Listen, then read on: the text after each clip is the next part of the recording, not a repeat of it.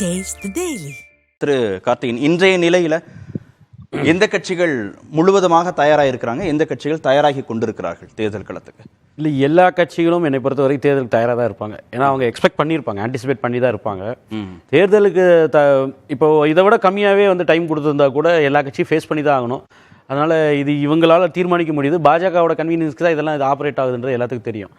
அது இப்போது 30 நாள் தான் டைம் இருக்கா அப்படின்னா, போன தடவை சட்டமன்ற தேர்தலுக்கு இதே தான் நடந்தது. 2021 சட்டமன்ற தேர்தலுக்கும் ரஃப்லி அரௌண்ட் 1 month தான் இருந்தது. அவ்வளோதான் டைம். பாஜக கன்வீனியன்ட்டுக்காக அப்படின்னா இல்லை, இப்போ அவரு சொன்னார், நீங்களும் சொன்னீங்களே, இன்டர்பிரிட்டேஷன் தான். அவரோட டூர்ஸ் எல்லாம் வந்து பிளான்ட் இன் சச் வே, எந்த ஸ்டேட்டுக்கு ஃபர்ஸ்ட் ஃபேஸில் வர இருக்கோ அங்கே வந்து அவரோட டூர்ஸ் எல்லாம் பிளான் ஆகுது. அதுக்கு ஃபர்ஸ்ட் இங்கே வர்றாரு, அப்புறம் ஆந்திரா பிளான் பண்ணுறாரு. அதுக்கப்புறம் வந்து கடைசியாக வந்து அவர் முக்கியமாக போக வேண்டிய இடம் நார்த்து. அந்த இடத்துக்கு கடைசியாக ரிசர்வ் பண்ணுறாங்கன்னா, அப்போ தெர் இஸ் அன் இண்டிகேஷன் அவங்களுக்கு ஏதாவது ஒரு அயோட் ஆஃப் டவுட் எல்லாத்துக்குமே வரும்ல. இந்த மாதிரி ஒரு விஷயம் நடக்கும்பொழுது நிச்சயமாக என்ன டேட்டில் வரப்போகுதுன்னு அவங்களுக்கு தெரிஞ்சிருக்கும் அப்படின்னு. அதே போல் இந்த இருக்கக்கூடிய தேர்தல் ஆணையர்கள் யார் அவர்கள் எப்படி செயல்படுறாருன்றது எல்லாத்துக்குமே தெரிஞ்ச விஷயம்தான். அதில் ஒன்றும் புதிய சீக்ரெட்டெல்லாம் இதில் எதுவுமே இல்லை. பிஜேபிக்கு பிஃபோர் ஹேண்ட் ஏதாவதுக்கு ஐடியா கிடைச்சிருக்குமா, டேட் எப்போ வரப்போகுதுன்றதெல்லாம் வந்து இப்போல்லாம் நம்ம யூகிக்க வேண்டியதெல்லாம் இல்லை, எல்லாத்துக்கும் தெரிஞ்சது தான். பட் இதெல்லாம் பெரிய அளவுக்கு கம்ப்ளைண்ட் பண்ணவும் மாட்டாங்க.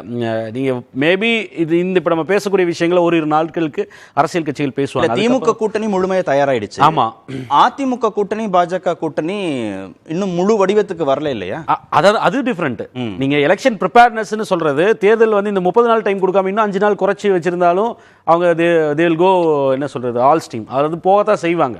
ஆனா வெற்றி முக்கியம் இல்ல, அல்ல அது வேற, அதை தான் சொல்லுது. ஆனால் அலையன்ஸ் ஃபைனலைஸ் பண்ணுறதுன்றது உங்களோட, தட்ஸ் யுவர் ரெஸ்பான்சிபிலிட்டி. நீங்கள் அதுக்கு வந்து தேர்தல் கமிஷனை சொல்ல முடியாது. அது கட்சிகள் முன்னாடியே பண்ணி வச்சுக்கணும். இப்போ பிஜேபி கூப்பிட்டு என்டிஏ நிதிஷ்குமாரை வந்து உள்ளே கூப்பிட்டு வர்றதோ இல்லை ஜெயந்த் சௌத்ரியை கூப்பிட்டு வர்றதுக்கெல்லாம் வந்து எலெக்ஷன் கமிஷன் டேட்டுக்கு அனௌன்ஸ் வெயிட் பண்ணல இல்லையா? அவங்களே வந்து ஆன்டிசிபேட் பண்ணி முன்னாடியே பிளான் பண்ணிட்டாங்க. அப்போ இங்கே இருக்க வேண்டியவர் பண்ண வேண்டியது அவங்களுடைய கட்டாயம். அவங்க தான் முன்னாடியே நீங்கள் ஒரு கொஹஷனாக, ஒரு கொஹசிவாக வந்து ஒரே ஒரு கூட்டணியாக எல்லோரும் இணைந்து செயல்படணும் அப்படின்னா, இப்போ இந்தியா கூட்டணி இங்கே இருக்காங்க.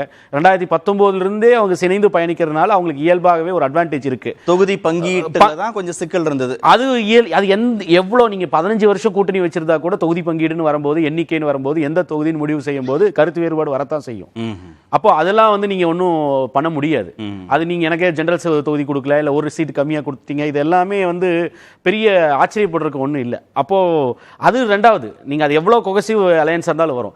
பட் நீங்கள் கூட்டணியே முடிவு பண்ணுறதை வந்து தாமதிச்சுட்டு இங்கேயும் பேசுகிறாங்க சில கட்சிகள், அங்கேயும் பேசி இங்கேயும் பேசினது வேற. பட் யாரோட நம்ம பயணிக்க போகிறோம்? இப்போது இந்த பாமக உள்ளே வர்றதை வைத்து தான் வந்து இப்போ வட மாநிலங்களில் எவ்வாறு தேர்தல் யுக்தியை வகுக்கணுன்றது பாஜகவாக இருந்தாலும் சரி, அதிமுக இருந்தாலும் சரி, அவங்களுக்கு ரொம்ப அத்தியாவசியம் அது. அப்போ அந்த விஷயங்கள் அவங்க இன்னும் முடிவெடுக்காம அததான் சொல்றாங்க. Too late. நீங்க கடைசி நிமிஷம் அதுல இன்றைக்கு பாமகவுடைய சட்டமன்ற உறுப்பினர் திரு அருள் போய் சந்திக்கிறாரு. அவர் வந்து இபிஎஸ் அவர்கள் நேரடியாக போய் சந்திச்சிருக்காரு. அது வேற. நான் சொல்றது பாமகன்ற கட்சியை பொறுத்த வரைக்கும் எங்க அதிகமான சீட்டுகளோ இல்ல அவர்கள் எதிர்பார்க்கிறது கிடைக்கிறதோ அங்க போகணும்னு நினைக்கிறது சிறிய கட்சிகள். நிச்சயமாக நான் ஒப்பீட்டுல பேசுறேன்.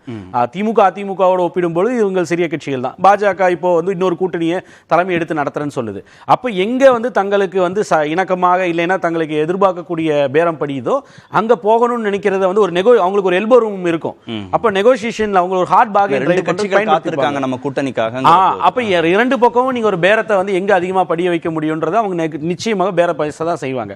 ஆனால் அந்த பெரிய கட்சிகளுக்கு தான், அதிமுகவிற்கு தான் அவர்களுக்கு தான் அந்த கம்பல்ஷன் ஜாஸ்தி, அவங்களுக்கு தான் நிர்பந்தம் ஜாஸ்தி. ஏனால் பாஜக பக்கம் பாமக போயிடாமல் பார்ப்பது அவங்களுக்கு அத்தியாவசியம். ஏன்னா இங்க வெற்றியா தோல்வியான்ற இன்று இருக்கக்கூடிய சூழல்ல இந்தியா கூட்டணி வந்து ரொம்ப ஒற்றுமையோடும் சரி பலமாகவும் இருக்காங்க. அப்ப எதிர் இருக்கக்கூடிய அணிக்கு அரித்மெட்டிக்கலி ஸ்பீக்கிங் ஒரு 6 கட்சிகள் ரொம்ப சிங்க்ரனைஸ்டா வந்து 2019 ஒர்க் பண்ணும்போது அவர்கள் வேட்பாளர் பட்டியல் நோக்கி போகும்போது இங்க கூட்டணியே உருவாகாமல் இருப்பது, நீங்க எப்படி போய் வந்து அதற்கான பணியை செய்ய போறீங்க?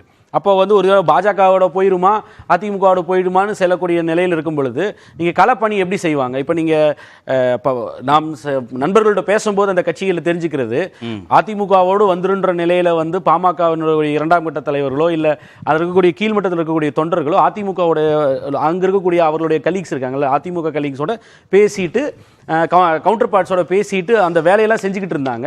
ஆனா அந்த சூழல்ல பாமக வந்து பாஜகவோட கூட்டணி பேச்சுவார்த்தை நடத்துது போக போகுதுன்னு சொல்லும் பொழுது அதிருப்தியை வெளிப்படையாக வெளிப்படுத்துறாங்கன்னு சரி காணொலி எல்லாம் பார்க்குறோம். உரையாடல் தொலைபேசி உரையாடல் எல்லாம் வெளிப்படையாகவே வருது. இல்ல பாமகவுடைய இரண்டாம் கட்ட தலைவர்கள் தொண்டர்கள்லாம் அதிமுக கூட்டணியை தான் விரும்புறாங்களா? அதுதான் வந்து நமக்கு கிடைக்கக்கூடிய செய்தி.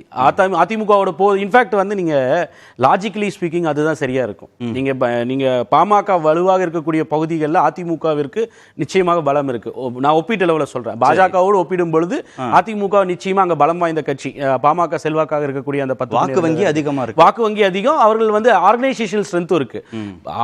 பாஜக இப்பொழுதுதான் ஒரு சோதனை முயற்சியாக கட்சியை வலுப்படுத்துறதுக்கு பல நடவடிக்கை எடுத்திருக்குன்னு சொல்றாங்க. வளர்ந்துட்டு தான் சொல்றாங்க. அது அன்டெஸ்டட்.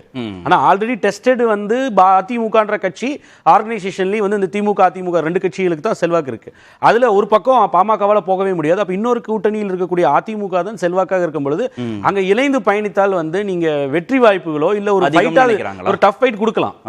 ஆனா அதை மாறி வந்து பாஜகவோடு வருவதுன்றது எந்த அளவிற்கு வெற்றிக்கு வழிவகுக்கும்னு எனக்கு தெரியல. அந்த சந்தேகங்கள் நிச்சயமா அதிமுகவோட பாமக தொண்டர்கள் மத்தியில பெரிய அளவில் இருக்கு. இந்த 30 நாள்னா இன்று இருக்கக்கூடிய இதே ட்ரெண்ட் கண்டினியூ ஆகுமா இல்ல இந்த கூட்டணிகள் மாறுறது அதிமுக பாஜகல அதே மாதிரி ரெட்டலை தொடர்பான சிக்கல்கள் இதெல்லாம் வருகிற போது இந்த ட்ரெண்ட்ல வேற ஏதாவது சேஞ்சஸ் வர்றதுக்கு வாய்ப்புகள் இருக்கு? பெரிய அளவுக்கெல்லாம் ஒரு மாற்றம் வர்ற மாதிரி எனக்கு தெரியலங்க. அன்லெஸ் வந்து ஏதாவது பெரிய ரேடிக்கல் சேஞ்ச் நடந்து பெரிய புல்வாமா மாதிரி ஏதாவது நடந்து அது தேசிய அளவில் தான். நீங்க தமிழ்நாட்டில் என்ன அந்த மாதிரி பெருசா நடந்துற போகுதுன்னு என்னன்னு தெரியல எனக்கு. நீங்க கூட்டணி சீமானுடைய சின்னம் விவகாரத்திலேயே கட்சி சின்னம் விவகாரத்திலேயே ஒருவேளை திரு சீமானுக்கு சின்னம் கிடைக்காத பட்சத்துல அவர் அதிமுக ஆதரவு நிலைப்பாடு எடுக்கலாம் அப்படின்லாம் ஊடகங்கள்ல செய்திகள் வருது. அது ஒரு டெஃபினட்டா ஒரு வேல்யூ அடிஷன் கொடுக்கும். மறுக்கல அதிமுக ஒரு வேல்யூ அடிஷன் கொடுக்கும். பட் சின்னமே இல்லாம சீமான் வரும்பொழுது அதிமுக ஓட்டு போடுறதுக்கு எத்தனை பேர் தயாரா இருப்பாங்க சீமான் ஆதரவாளர்கள்ன்றது ஒரு கேள்வி இருக்கு. இன்னொன்னு அதிமுகவோட சிம்பிளே இப்ப இருக்குமா இல்லையான்ற சந்தேகம் வேற இருக்கு. இப்போ ரெட்டலையும் சிக்கலா அது நடக்கக்கூடியது சரியான விஷயங்கள் கிடையாது. அதிமுகவிற்கு அந்த நோட்டீஸ் அனுப்பியது தவறு. அது நிச்சயமாக கண்டிக்கத்தக்கது. இசிஐ செய்தது. ஏன்னால் வந்து இன்று இருக்கக்கூடிய சூழல்ல அவர் பொதுக்குழு எல்லாம் ஏற்றுக்கொள்ளப்பட்டு அவர் வந்து அங்கீகரிக்கப்பட்டவர். அட்லீஸ்ட் டெம்பரரிலி அந்த ஒரிஜினல் பெட்டிஷன் சிவில் பெட்டிஷன் வந்து டிஸ்போஸ் ஆகிற வரைக்கும் அவர் ஏற்றுக்கொள்ளப்பட்டவர் தான். ஆனால் அவருக்கு இந்த சூழ்நிலையில போய் ஏன் உங்க சிம்பிளை ஃப்ரீஸ் பண்ணக்கூடாதுன்னு யாரோ ஒரு நபர் வந்து பெட்டிஷன் கொடுத்தாருன்ற அடிப்படையில் அதற்கு நோட்டீஸ் அனுப்புறது இருக்கு இல்லையா, அது வந்து நிச்சயமா ஏற்றுக்கொள்ள முடியாது. ஒருவேளை அந்த சிம்பிளை ஃப்ரீஸ் இது பண்ணினா அது நிச்சயமா ஜனநாயகத்தில் நம்பிக்கை உள்ள எல்லா கட்சிகளும் கண்டிக்க வேண்டிய ஒரு விஷயம் தான்.